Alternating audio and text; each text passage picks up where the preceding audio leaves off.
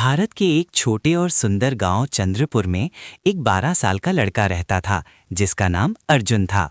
उसकी बड़ी बड़ी जिज्ञासु आंखें थीं और चेहरे पर हमेशा मासूम मुस्कान रहती थी। वो बहुत बहादुर, दयालु और सपने देखने वाला बच्चा था। हर शाम वो अपने घर के आंगन में नीम के पेड़ के नीचे अपनी दादी के पास बैठ जाता और उनसे जादुई कहानियां सुनता।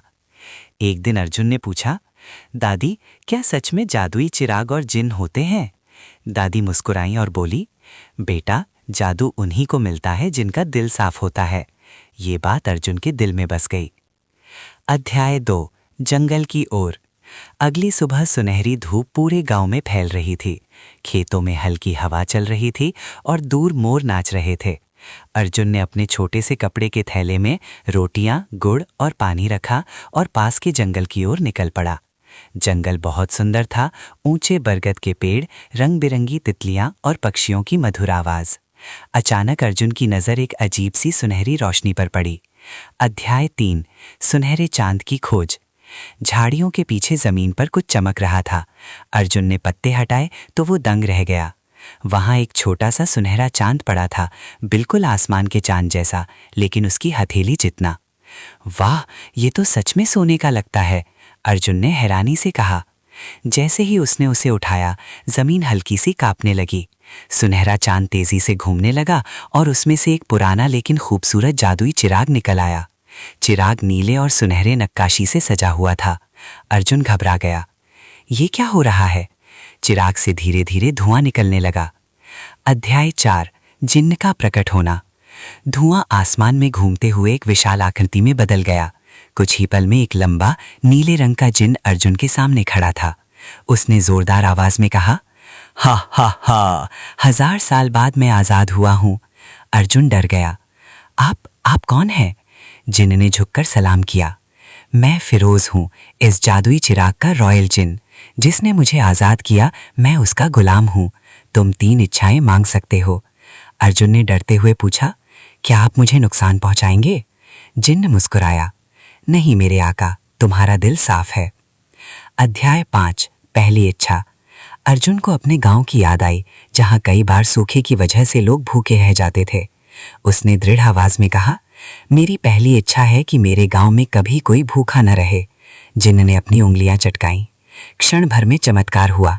सूखे खेत हरे भरे हो गए, कुएं पानी से भर गए, आम के पेड़ों पर फल लग गए। गांव वाले खुशी से झूम उठे। जिन्न अर्जुन को देख रहा था। तुमने अपने लिए कुछ नहीं मांगा। अर्जुन मुस्कुराया, सबकी खुशी ही मेरी खुशी है। अध्याय 6, अंधेरी शक्ति का आगमन। अचानक जमीन पर पड़ा सुनहरा चांद टूटने लगा। जिन्न का चेहरा गंभीर हो गया। ये मोहर थी, इसके अंदर एक बुरी शक्ति बंद थी। आसमान काला हो गया, बिजली चमकी। टूटे हुए चांद से काला धुआं निकला और एक भयानक परछाई का रूप ले लिया। मैं ज़ारगन हूं, वो गरजा। ये चिराग मेरा है। अध्याय 7, दूसरी इच्छा और युद्ध। ज़ारगन ने काली बिजली फेंकी, पेड़ गिरने लगे। अर्जुन ने हिम्मत जुटाई और बोला, मेरी दूसरी इच्छा है, मुझे अपने संसार की रक्षा करने की शक्ति और साहस दो। जिन्न ने हाथ उठाया। अर्जुन के शरीर से सुनहरी रोशनी निकलने लगी। वो एक योद्धा के रूप में बदल गया। चमकता हुआ कवच, हाथ में जादुई डंडा। उसने ज़ारगन का सामना किया। सुनहरी रोशनी और काले अंधकार के बीच भयंकर युद्ध हुआ। आखिरकार अर्जुन ने अपनी शक्ति से ज़ारगन को एक चमकते हुए क्रिस्टल में कैद कर दिया। आसमान फिर से साफ हो गया। अध्याय 8, अंतिम इच्छा। जिन्न ने कहा, अब तुम्हारी एक आखिरी इच्छा बची है। अर्जुन ने चिराग की ओर देखा, फिर जिन्न की ओर। अगर ये चिराग गलत हाथों में चला गया तो? उसने सोचा। फिर वो बोला, मेरी अंतिम इच्छा है, मैं आपको आजाद करता हूं। जिन्न की आंखें नम हो गईं। किसी ने आज तक मेरे लिए ऐसी इच्छा नहीं मांगी। उसके चारों ओर की जंजीरें टूट गईं। तुम्हारा दिल सबसे बड़ा जादू है अर्जुन। जिन्न आकाश में चमकती रोशनी बनकर गायब हो गया। अध्याय 9, सच्चा जादू। अर्जुन गांव लौट आया। उसने कभी किसी को जादुई चिराग के बारे में नहीं बताया, लेकिन उसके गांव में कभी भूख नहीं रही। रात को जब वो चांद को देखता तो उसे लगता जैसे वो मुस्कुरा रहा हो, और उसे समझ आ गया, असली जादू दया में है, असली ताकत साहस में है, और सबसे बड़ी इच्छा आजादी है।